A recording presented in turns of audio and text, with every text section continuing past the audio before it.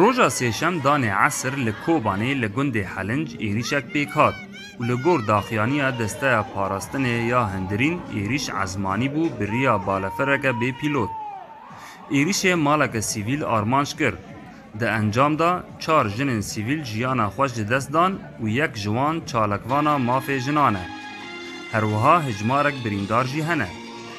Ji bo şermezarkirina vê bûyerê bi seda welatiyên Kobanê daketin kolanan û meşek girs hat li darxistin. Di meşê da wêneyên cangoriyan hat rakirin û armançkirina sivîlan hat şermezarkirin.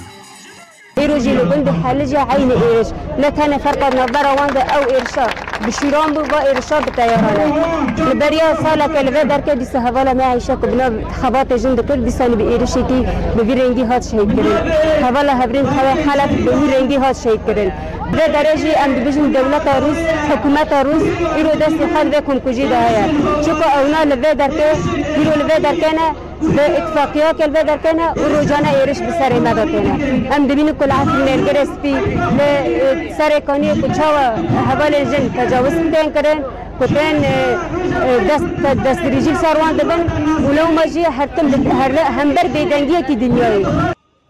Hevserokê desteya rêveber ê Herêma Firatê Muhammed Şehîn ji dengê Amerîka ra diyar kir.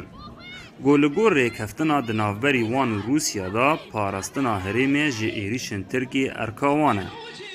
Şehîn dide zanîn got vekşîna hêzên Amerîka ji herêmê nê weteyî got parastina herêmê ji êrişên bi vî awayî ne ji erkê wan e jî. û bang li her du hêzan kir got bi erka xwe rabin û sivîlan ji êrişên Tirkê biparêzin. û tekez kir got armanca Tirkê ji van êrîşan ew e got her xelkê herêmê di metirsiyê da jiyan ke.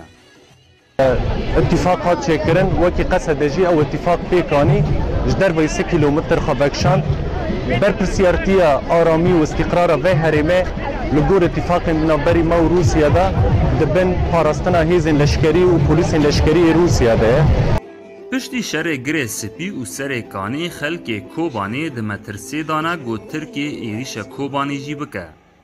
û dem bi dem Tirkê gûrintiyan dide got tevahiya Herêma Bakur û Cilatê Sûrê di armanca wan da ye. Mahmud Balî dengê Amerîka, Kobanê.